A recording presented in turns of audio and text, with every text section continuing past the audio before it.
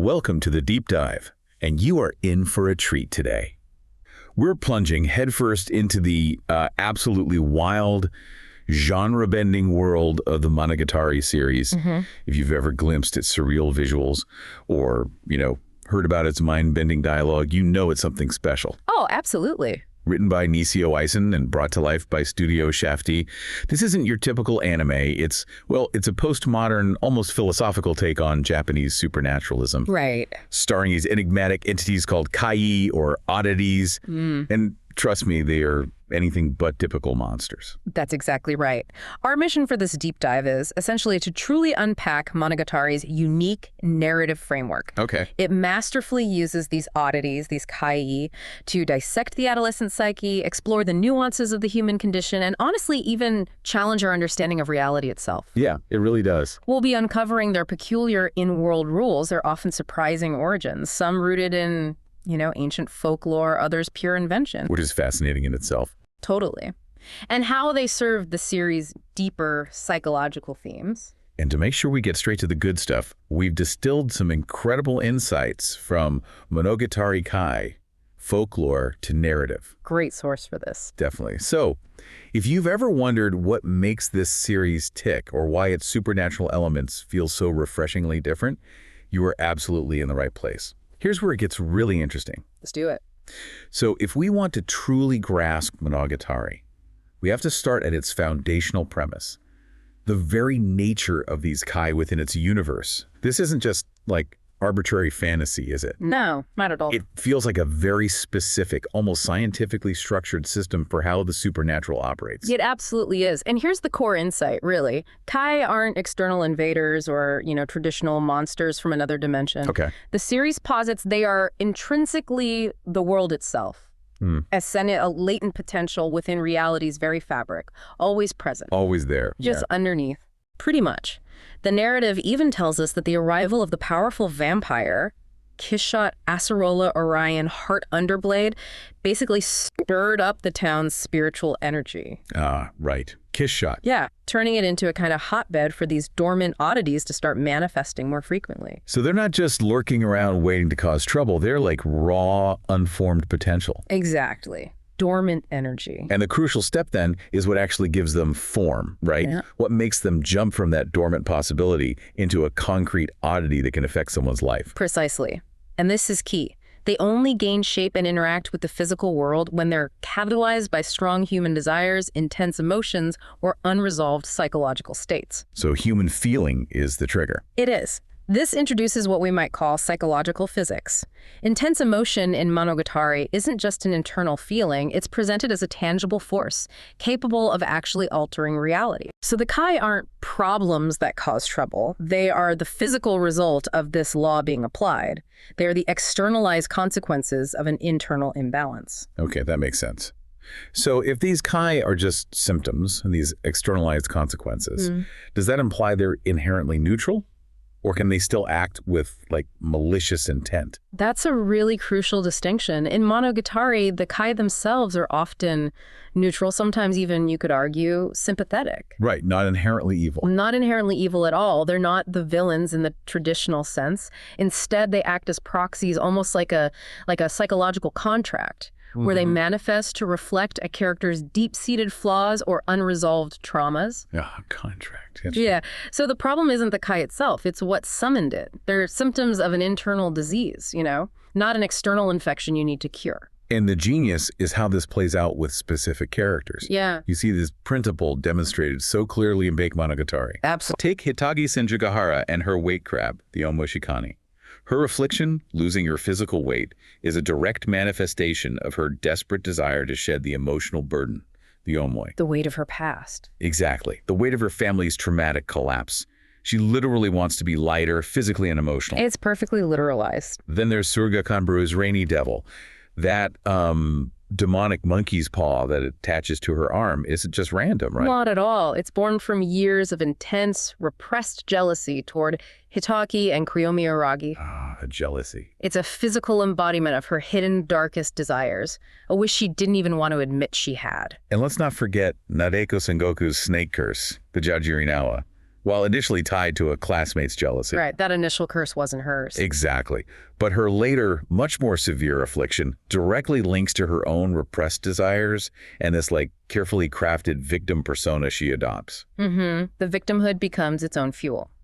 And Tsubasa Hanekawa's hindrance cat, Black Hanekawa, is perhaps the most visceral example. Oh yeah, Black Hanekawa. This cat spirit is a direct externalization of the immense stress, the envy, the anger she relentlessly represses, all stemming from her, frankly, abusive and loveless home life. Just trying to cope. Trying to cope, exactly. And if we connect this to the bigger picture, the direct causal link implies an inevitability. Severe, unaddressed psychological trauma doesn't just fester. In this world, it must eventually manifest as a supernatural affliction. Wow. So it's almost a law of nature in their reality. It seems to be. It's a predictable outcome that forces confrontation. You can't just ignore it forever. It's fascinating because this completely changes the path to resolution. We're not talking about traditional exorcisms or, fighting monsters here. Nope, none of that. So what's Koyomi Aragi's role in all this? He seems to be everywhere, involved in everything, but he's definitely not your typical shonen hero. He really isn't. Resolution only happens when the afflicted individual confronts and accepts the psychological flaw that gave the kaidi form in the first place. Okay, self-acceptance. Exactly. Aragi, despite his vampiric abilities, is explicitly not a hero saving anyone. He says it himself many times. He's a catalyst. A catalyst? How so? He provides support, asks the uncomfortable questions, offers a different perspective. Basically, he helps create the space for others to save themselves. His job is to listen, to engage, and to initiate those difficult, often awkward conversations. That's a profound shift from traditional monster stories. So the specialists he meets, like Oshino Meme, aren't really exorcists either, are they? More like supernaturally attuned therapists. That's a perfect way to put it. Oshino is a diagnostician. He never performs a ritual to banish a kai. Right. No spells or seals. None. Instead, he analyzes the situation, identifies the oddity, and explains its precise link to the person's psyche. His famous catchphrase, Huizir, Him, or Yosar. I don't know everything. I just know what I know. Exactly. It perfectly summarizes his limited advisory role. He provides the diagnosis, but not the cure. This reframes the entire supernatural encounter as, essentially, a therapeutic one. The character must actively change their mindset and actions to resolve their underlying psychological issue. Which then causes the supernatural symptom, the kai, to just dissipate. Precisely. It's truly a unique approach to the supernatural. It really is. A whole system built on internal states. But the genius of Monogatari doesn't stop there, does it? Yeah. Let's delve into how Nisio Eisen actually crafts these oddities. Are they all pulled straight from ancient legends, or is there more going on? Oh, there's definitely more going on. It's a great question. Nisio Eisen employs this wonderfully diverse methodology. Right. He draws from Japanese and sometimes global traditions, sure, but often he subverts them, twists them, or even creates entirely new pseudo-folklore. Pseudo-folklore, so he just makes stuff up. Sometimes, yeah. But it's always done with a precise purpose, deeply serving the character and the overarching theme. It's never random. Okay, let's look at some specific examples. The weight crab, the Omoshikani, that afflicted Hitagi Senjugahara.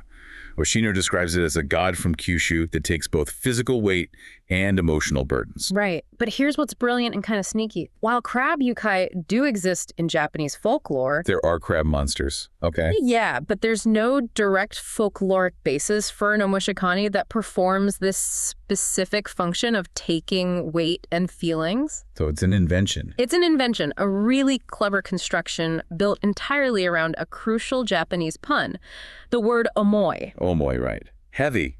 It can mean heavy, but also memory or thought or even feeling or love. The crab takes all three from Hitagi. That linguistic coincidence is the bedrock of its existence, perfectly encapsulating her psychological state. That's amazing. And Mame even hints at its fabrication. He wryly comments that it's easier to create legends about things never seen.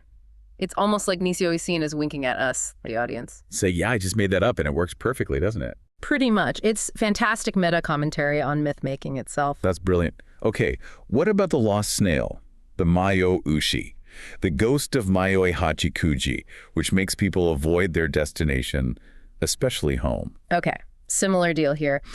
Again, there's no direct snail yukai in folklore that causes this specific phenomenon of getting lost, especially avoiding home. No lost snail ghost legend. Not quite like this. The connection is primarily conceptual and linguistic. First, the character's name, Mayoi, is a homophone for the Japanese word for being lost. Okay, the name itself means lost. Exactly. And the snail imagery, which is mostly symbolized by her huge backpack that looks like a shell. Right, the backpack. It's a visual metaphor for the heavy burden she carries, the reason she can't go home. It's not directly from a snail legend. And the ushi part, the cow. Yeah, the cow in the Oddities name, Mayo Ushi, is likely another layer of authorial wordplay or maybe even misdirection. A bit of a red herring for people trying too hard to find a direct folkloric link. Huh. Okay, so it's not just twisting existing myths, but inventing them whole cloth, too, often based on wordplay. Often, yes, especially early on. What about Suruga Kanbaru's arc? She initially believes her arm is a monkey's paw, directly referencing that famous Western horror story. Right, and that's a masterful subversion. Because Ushino corrects her, he explicitly says, no, that's not what that is. He identifies it as a rainy devil. Exactly. A low-class demon that grants subconscious, usually negative desires. By introducing a familiar Western concept and then having the in-world expert dismiss it. It tells you the rules here are different. Precisely. The narrative asserts the unique, specific rules of its own supernatural ecosystem. It signals to you, the audience, hey, generic global horror tropes won't explain this world. Got it. So while monkey spirits definitely exist in Japan, the rainy devil, as presented, seems purpose-built to explore Kanbaru's specific theme of jealousy, localizing the supernatural experience. Okay, that makes sense. But Nadeko Sengoku's snake curse and her later transformation into a snake god, that feels very different. That seems much more rooted in tradition, doesn't it? It absolutely is. You're right. This oddity is deeply rooted in authentic Japanese belief systems. Snakes Hibi or Kuchinawa hold this powerful dualistic role in Japanese folklore. Dualistic? How so? Well, they're revered as sacred messengers of gods, often associated with fertility and good fortune, but they're also feared as terrifying symbols of jealousy, grudges, and deadly curses. The sacred and the profane. Exactly. And there are strong parallels to possession spirits, known as Tsukemono, like the Tubiu snake spirits from the Shikoku region. Nadeko's arc taps directly into this ancient duality. To explore her issues. Right. To explore themes of obsessive love, that manufactured victimhood we mentioned, and the terrifying consequences of deifying a selfish human desire. It uses real folklore very effectively. And finally, Tsubasa Hanakawa's hindrance cat, the Sawara Neko. This one feels very familiar to anyone who knows even a little bit about Japanese folklore. You're absolutely right. This is perhaps the most direct adaptation of a traditional yukai in the initial series anyway.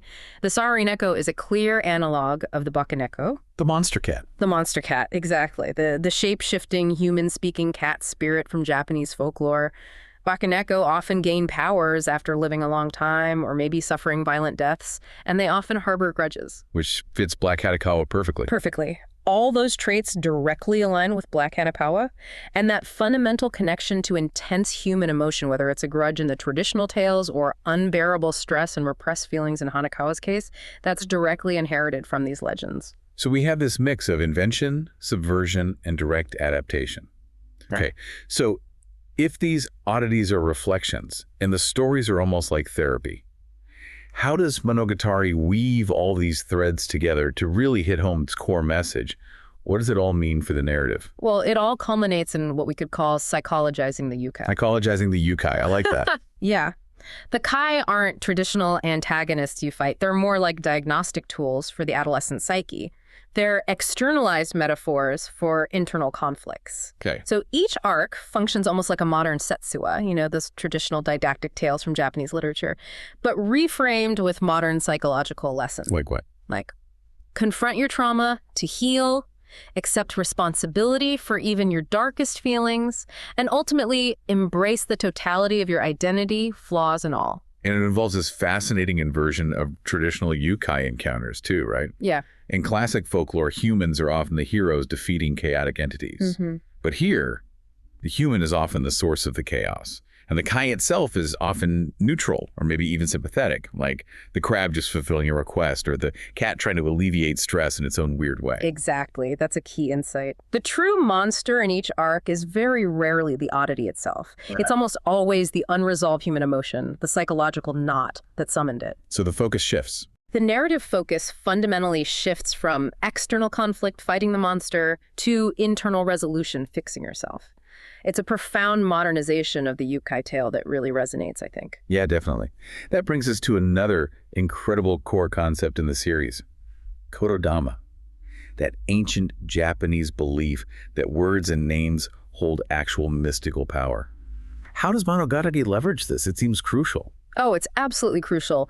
Monogatari takes Kododama quite literally. Language isn't just for communication in this series, it's presented as a creative and destructive force, literally shaping reality itself. Shaping reality, how? Well, you see its power everywhere. For instance, the very existence of the omoshikani, the weight crab, is predicated entirely on that omoi pun we discussed earlier. Right, the wordplay creates the being. Exactly. A linguistic coincidence, a pun, can literally give rise to a supernatural reality in this world. That's Kododama in action. It's astonishing how deeply embedded it is. Even the character names feel loaded with meaning. Absolutely. Think about the symbolic names. Senjugahara, whose name literally means battlefield, which perfectly reflects her combative nature, right? Or Koyomi Aragi, his given name, Koyomi, means calendar, alluding to the story's cyclical structure and the constant marking of time. Wow, I never caught that with Aragi. Yeah. And the series is famously dialogue-heavy for a reason. The conversations are the action. Curses are enacted through words, solutions are found through speech. The climactic battles are almost never physical brawls. No, they're verbal showdowns. Exactly. They're verbal and intellectual confrontations aimed squarely at reordering a character's psychological state, at changing their perspective, their story. And speaking of perspective, we have to talk about Studio Shaft's visual interpretation. It plays such an active and essential role in all this. Oh, absolutely essential. You can't separate the visuals from the meaning. That avant-garde, almost jarring style.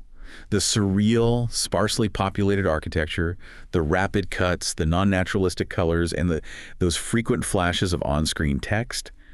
It's not just an aesthetic choice, is it? It feels fundamentally narrative. It absolutely is narrative. That unique aesthetic works to externalize the internal, subjective experiences of the characters. How does it do that? Well, think about why the world often looks strange and empty. It's because these encounters with Kai are fundamentally psychological, not physical events happening out in a bustling city. So the emptiness reflects the internal focus. Precisely. And remember, the story is told almost exclusively from Arati's first-person perspective. The visuals are a direct reflection of his isolated, often self-absorbed, and definitely psychologically charged teenage worldview. So we're seeing the world through his filter. You're seeing the world through his internal drama, yeah.